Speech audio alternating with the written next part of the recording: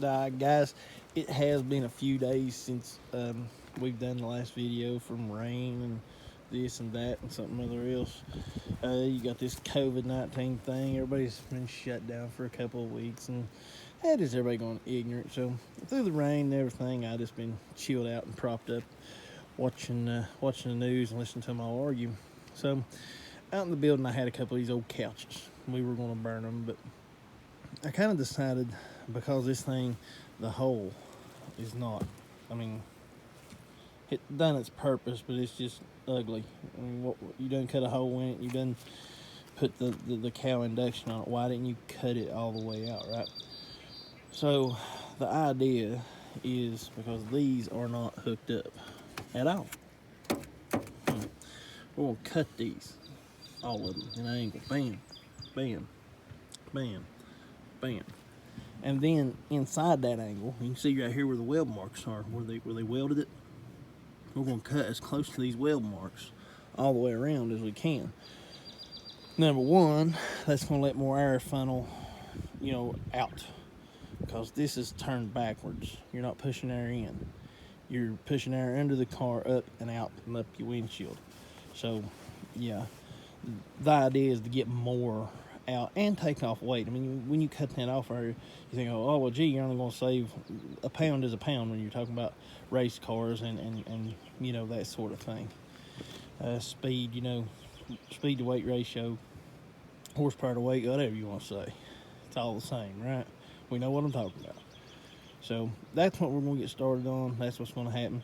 I'll mark it all out and show you each one, or at least one or two of them, as I cut it, after I've cut it, because I mean, just is what it is. We're going to use a grinder for the cutoff wheel. Good old faithful Milwaukee, right? Can't beat it. And like I said, this is out here in my backyard. I do have a little garage.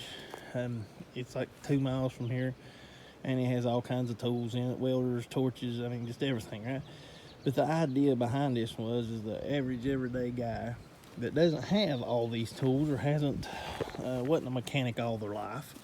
I worked, underground as an electrician for 22 some odd years. So yeah, this is, just to show the average guy with average tools can take a car like this and turn it around, with little or no cost. I mean, there's a little cost on everything you ever do, but you get my point. You don't have to be one of these guys off TV to do this. You just don't. You just got to plan it out and do it and research. I mean, you got YouTube. It's the greatest thing in the whole wide world. It's not 100% accurate, no, but it's still there. You can figure it out. You got Wikipedia. A lot of things you can do. So, yeah, that's the whole basic part of this video. And that's the part of Outlaw Garage. We do everything.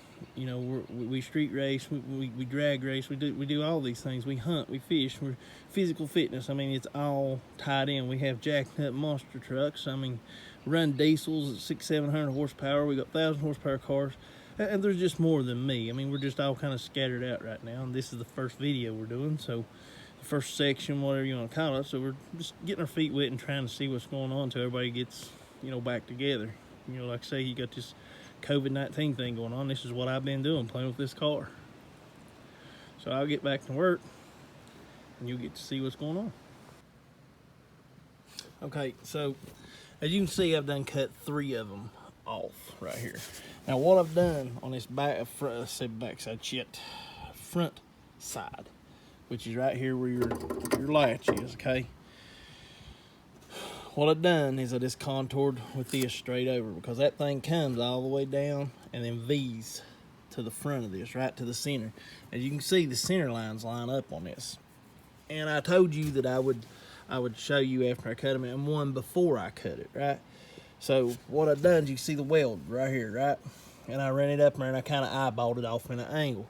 The reason I done that is, like I told you, I'm gonna cut just on this side of these welds. So that means this will come into a point here. Let me get down there. It'll follow this contour to this point, because you can't get this grinder but like that, see? So you gotta be real careful. And I'm following this, and this will be cut out straight across, just like that, in an angle, just like that one, right across. and that'll give me that completely open. That's why when you're going down the road, whether you're on the track or you're out, driving this car, it will push, the air that pushes under it will come up, and as it comes up, it'll come out this big monster hole and help cool the car.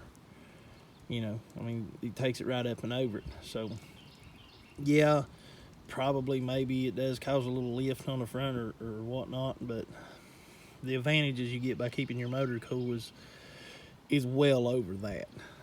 So, it's just food for thought in the way you want to think about it, I guess. And a lot of people think differently and go on with a lot of different stuff about these.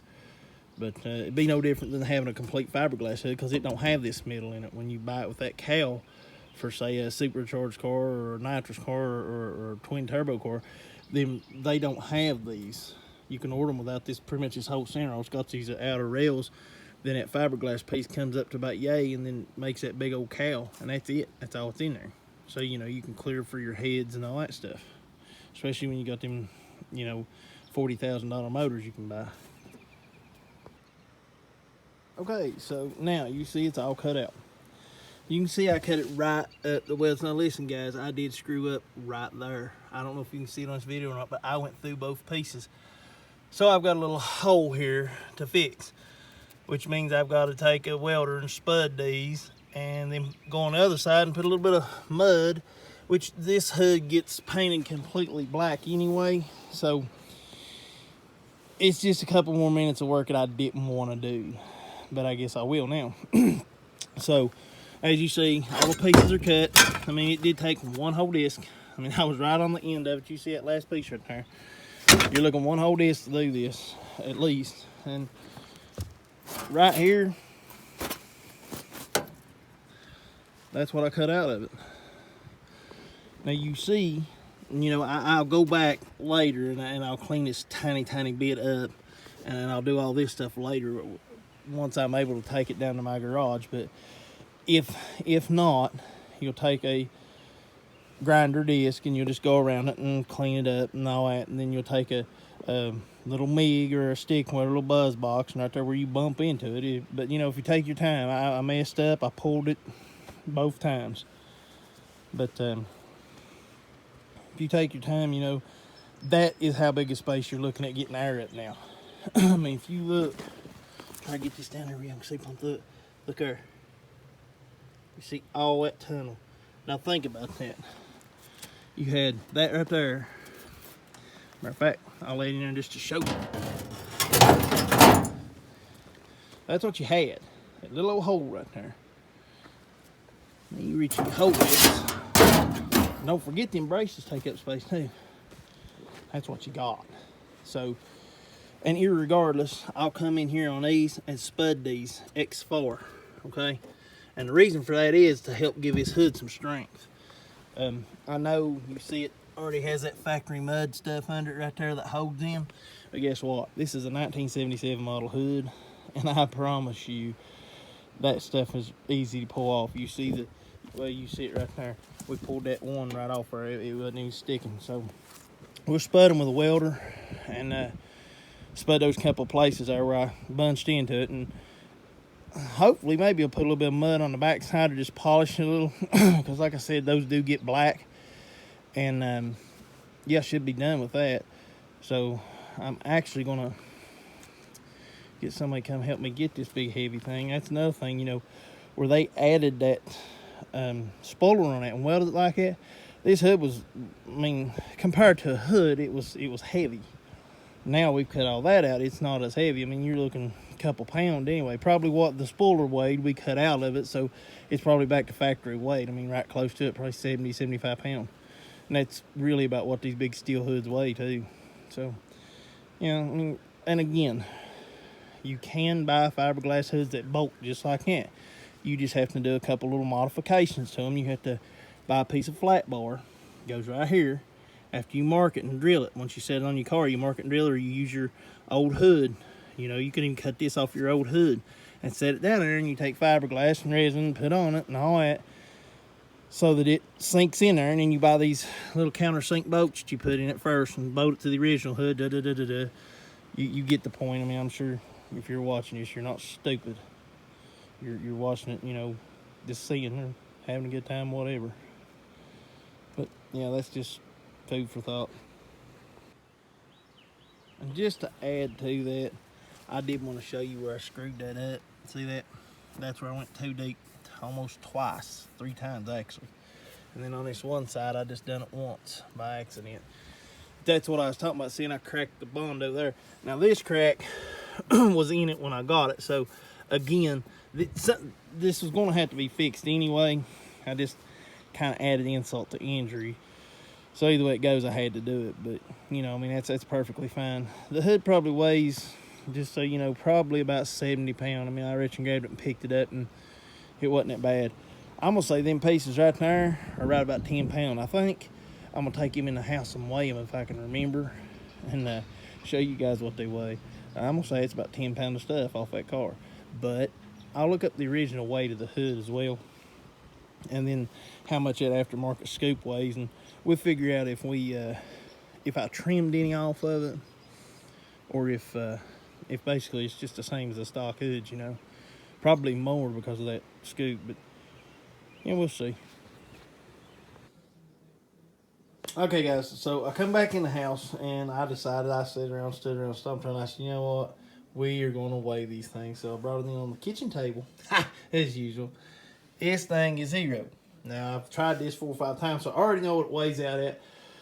But just to show you exactly what it does, I'm going to weigh it for you. That's how come I know these scales are correct, because I weighed them like 6 times now, and they've all come out the same exact weight. So there's the 4 corners that we cut out right here. Okay, I'll set those about as center as we can get them. And they weigh right at 2 ounces. I mean, it's almost a pound, right? Then this big piece, we're going to set it right dead in the middle. You get to see me just the hard way. Alright, so it's all standing up, and you're looking right at 4 pounds. That's what it comes out to about every time. It's right about 4 pounds. 3.5, 4 pounds. Something like that. Get it all set on there. Yeah. So that's what we have shaved off of the hood. So, you know, that's, now you got to think, that's not counting the rest of that cross hatch and stuff like that somebody else already cut off of that hood. So I'm going to say total you probably took about 10 pounds off the hood from start to finish. Because you got to remember, when we started, you know, right there it is. Yes, the kitchen table still got some muck, but there's the hole you see that we started with. And then we had these 4 braces right here. And you got to remember, that's our new cuts right there. And somebody else had done cut them off. Almost, I'm going to say, probably the same exact size as these, and probably a little bit more, actually. If I remember right, they got another circle piece that goes in the middle of that thing. So I'm going to say there's 10 pounds off the hood total, maybe 12. And I'm getting ready to look it up to see how much that hood weighs factory, then how much that cow weighs that they put on there. And kind of give an idea about how heavy that hood really is. Because just by me picking it up, I mean, I'm going to say 50 pounds, but maybe not. You know, it may even be worth me saying, you know what, just leave that old hood there alone and spend the $300 or $400 if somebody's got one used for a 75 Nova, and buy it and put on there in a fiberglass.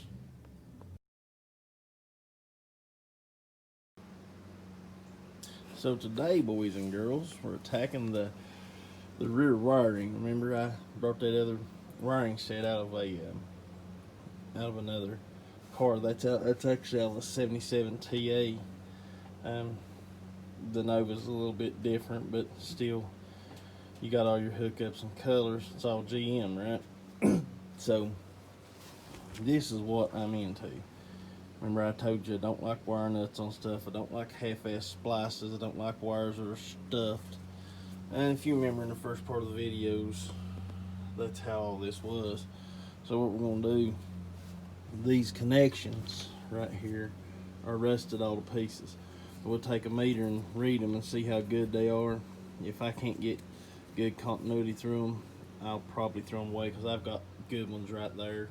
I figure I'll probably just go ahead and pop them off and put the good ones on it. And then we'll start reading all these wires and stuff. Or may just go ahead and start reading all the wires and then pull them out of that loom. Because, I mean, that loom's got all the hangers and everything I need to put this back correctly. It's going to take me a couple hours to do this. So, I really do wish I had somebody to help me video this and you could see a little bit more about what I'm doing. But I'll try to walk you through it a little better, you know. Basically, you gotta, and remember, some of these older cars won't have these plugs on because somebody somewhere at some time has had trouble out of it and they cut them off and spliced it back up in there. See, some of them, the plugs are actually, like I do know the Ford Torinos and stuff like that, the plugs are actually right under, because they got a roll down window on this back seat, they're actually in here. I do know that much. Some of them's back here at the wheel well, so you got to take this piece here out. Sometimes, if you've got real long arms, you can reach through there, but you see how tight of a spot that is right there. You just got to have real skinny arms. I mean, there's no way you're going to do it, really. But we've took a bunch of these old cars apart. That's just how it is. So what I'll probably do, though, is strip most of that harness there out, so I can match the colors as best as I can, and then fix this mess back like it should be and straight, like just the same exact thing like we did under the dash. The only place you've got extra wire, which is hanging up, is in the dashboard. When you drop it down, you unplug everything and set the dash out. If you remember, that's the only place there's extra wire. There's none all that crap running up and around through there like it was. But yeah, I even found out, you know, why I couldn't get the gas gauge to actually work. There's the original gas gauge wire, and then they added that one, and then the ground that takes it back, they run to the frame, the blue one right there. They run it to the frame. You can't run it to the frame like that. It will not work. It has to go back through the console. And if you remember, we picked all of our grounds back up through our console, because all that, or harness, all that actually goes back to frame up in the front. So yeah, anyway, it can't work like that. So we'll fix it. It'll be all right. You'll be able to get in, and all the gauges will actually work 100% by the time we're done. But that's what we're into today. Trying to get lights on the rear. At least park and stop and signal. Reverse lights, well, they're kind of optional. Alright guys, here's what we got. From right there, follow the wires, all the way down, across, over to the plug, okay? So what I figured is, you know, we had something going on. Well, we did. We really did. And I'm gonna explain something to you. As you see this right here, you see that's A, B, C, D, E, and F, okay? Alright, if you look on all GM and most all, like for trailers and cars alike, they're labeled just like that right there. But if you notice something, I know probably most of you ain't noticed it yet. What's in colors? Yellow, green, brown, green, tan, right? Alright, F, that tan, that's your fuel gauge. That light green is your reverse. Well, that D, which is the brown, there's your park lights. B is your right signal, and A is your left signal, okay? Now, I said that. Now, what color's missing? Black. When we tore this apart, when I cut through that harness and pulled all the loom off of it right here, this black that I've got hooked to that battery so we can test was stuffed up in there apart. That's what was marked the taillights on the car this whole time. But again, there was wires and stuff just like under the hood of it, you know, in the dash rather, and under the hood that were just cut and potched and patched. You see the wire nuts and stuff. Now I added this one right here. That's for my reverse light because of the ones I had extra.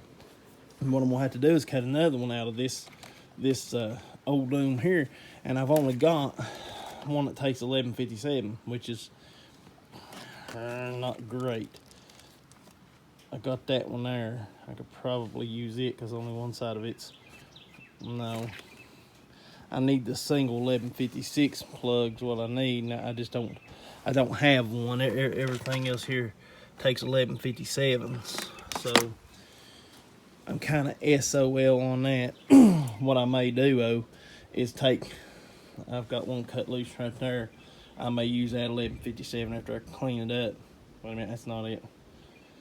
I lied. It's right there. I didn't want to show you the wrong one.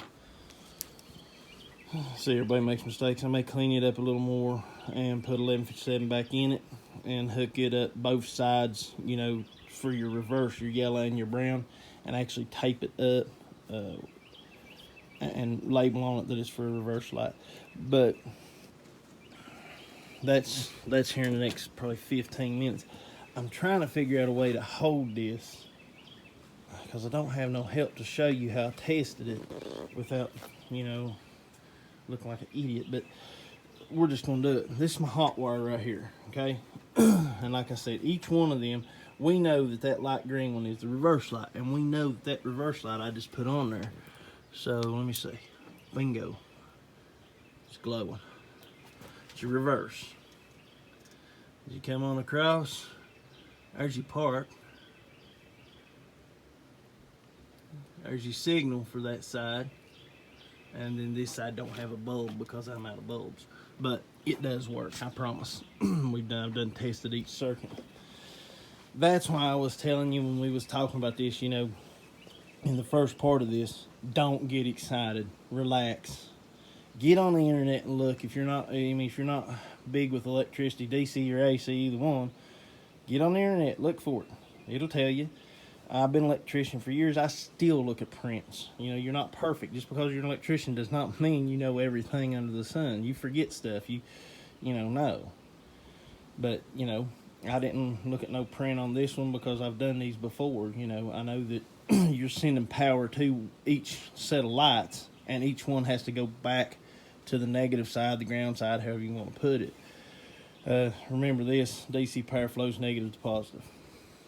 That being said, that's why they always tell you when you do a lot of this stuff, take the negative side off on your battery. Why am I doing that? Well, that's why. So I'm going to get on finishing this loom up and fixing this mess. And it'll all have butt connectors. I'll put it all in there. And I'll go ahead and ground this back side to the frame and all that stuff. And when we come back, we should be able to test everything, walk completely around the car, see all the lights are working, and then we'll go to the steering wheel. We'll try to take the steering wheel off and, we'll take the steering wheel off and fix the little, it's got everything in it. They just took the signal light arm out of it. We'll fix one of those and put in it. And, we should have everything pretty much done except putting the hood back on the car, because right now the hood is still laying where we cut it. I'm kind of jumping around a little bit, but I'm doing what the weather will let me do. Okay guys, so like I told you, we are going to test this because I have done spliced and everything, and I just don't feel like, you know, doing all this and putting it on the loom and testing it. So what I've done, I went up, I plugged the plug back up, I left my ground hooked back to the battery, went up there and turned my headlight switch on. Like I say, remember, we're doing this all outside. Turn the headlight switch on. No, I ain't cleaned the car either. And I come back here to the master power switch. It's a beautiful thing about having that. And presto changeover, the park lights is on. So that was the problem with this thing the whole time, is that ground was missing. Like I said, you don't know what you're getting when you trade or buy somebody else's stuff, and you know, you don't make 100% sure everything else works. So that being said and done, I got to finish heat shrinking those, and then I just got to get a bulb for that one right there and run it all back, you know, put it on its loom, put it all in place. It can all go back in its lights, and this car's going to just about be ready. all but the signal lights is all we gotta fix. And I really ain't worried about signal lights. I care less, but you know, just because I want to show that it can be done, we'll take it Grant steering wheel off there. We'll walk up here and I'll show you the big Grant steering wheel there. The inside, if you see it there, is your mechanism. You got to take it off and put the little arm through it. You can see it right there. You got to stick it through that little crevice right there, and it bolts in. That's why I just have the other steering column. Yeah, that's all the little bolts and stuff. You can buy them little blue things there. I'm trying to remember where we got them from. I think we got them out of Harbor Freight or something. But yeah, I'll once all this is said and done, it'll be an actual true blue street car, because like you know, you can get in and start it, everything, and it's 100% ready to go down the road. Last thing we'll have to do is fix the intercooler, and I'm sure you saw it on the four-wheeler sitting right there. That's an air conditioner intercooler, or air conditioner. Yeah, I'll just spit out in a minute maybe. Anyway, where we got the compression fittings that crunch down on that aluminum. Then we got the steel lines coming up. Those are 3/8, and that right there, where the one that's taken off right there, it takes an O-ring. You got to put it in. We got pressure testing it all, make sure it's 100%. It was when I took it off the car. Yeah, you see I've got two bent places right here.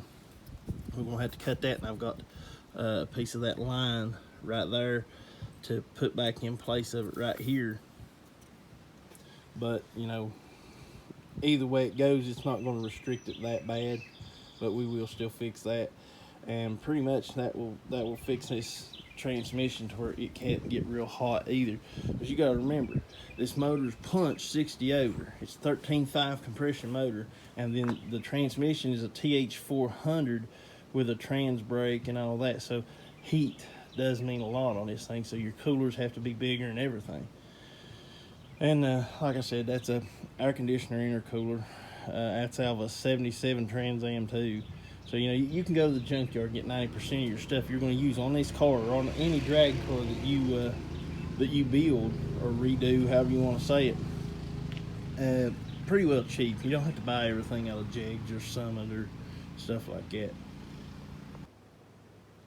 Okay, guys, just wanted to show you real quick a couple of things. See, I use my MSHA tape to make my tee. We have these little holders right here, and what I done is I went right there, clamped it on, and put that up again there. Then out here, I made another 2 sets of tees. I back taped it. I just wanted to let you know that's what I was using. See, I made sure all my looms go all the way out to my lights. I'm gonna show you something that I just now noticed myself. I wasn't, you know, really paying good attention. But as you see, I got that loom all the way across. The only one that wire I got put in is that extra gauge wire they put in. Now, for whatever reason they done that, I don't know. Maybe just because they didn't want to cut the original harness. I don't know. But I do have that wire showing right there. So just in case I start having trouble and cannot get this gauge right here to do what I want it to do here in a little bit, because I think I have found the problem. It's not, doesn't have an actual ground like it needs to get back up through there. I'm gonna actually have to run one. If it don't work like I want it to, then I'm gonna, you know, change it up. But with the meter, it was actually doing what it's supposed to do. So it's back here somewhere. It's not getting something somewhere it needs, and then I'm just about going to bed. It's on the grounded side of it. But anyway, back to what I was going to show you. When you talk about wiring, don't ever assume that the guy that done it before you knows what he's doing. As I was putting my loom on, I was double checking everything. And just real quick, we said that brown on every one of these, even when you go to the front, is the park side, right? Well, we also said that yellow, when you look at your diagram, is for your left signal, and dark green is for your right signal, light green is for your reverse, and black is your ground, and gray was your fuel cell. Well, this little light right here on this thing right here, on your license plate light. That's what this right here is for. They used a brown, which they hooked a brown, and then they used a blue for the negative side. But I want you to look what they hooked it to. Now, do you reckon that would have caused a problem? I guarantee it. Because when you're going to try to derive a ground back through your signal light switch, you can't do that. You cannot do that. That will cause you all kinds of problems when you turn your signals on, hit your brakes, every light on the thing will go blinking. You'll be trying to figure out what in the world is going on because you're dragging. You turn your park lights on, you'll be dragging the ground for this light right here through this harness back through the dash. Now you sit and think about it, and you'll see I'm right. Because you're supposed to go back to the frame or to the battery, which is, frame ground, but you get my point. Now you're trying to pull through the whole system for a ground. Little crap like that will screw you up all day long, and you'll search and get mad and yank stuff out and put all new stuff in, or go buy something from a factory that you didn't have to do. So kind of watch when you're putting your stuff back together and what they've done. Just a little food for thought. Okay, so finished product. Everything is where it needs to go. All the lights are working. I just got to get bulbs. Things tied up nice and neat and tidy. I even changed that where your fuel cylinder was. You remember we had that blue wire coming around? All that's changed over. Everything's nice and tidy, tied up and clean. So what we done, we come off the ground right here, set blue, went up to there, brought another black over, tied in, come across, come right here and doubled it, black to black. That brings you ground for your lights and gives us a ground for this cinder. Now I don't know if that's what it's going to take to fix that, but we'll worry about that later because it's one of the last things on my list. We can actually take these bolts up, pick it up, and work on it from right here. So yeah, now the last thing to do is put the arm on the hood and put the hood on, do some powder coating on some things, and get an exhaust system on it. I'm gonna try to run a set of side pipes, I think, and fire it up and try it out. Get it out here on the main road and play with it a little bit.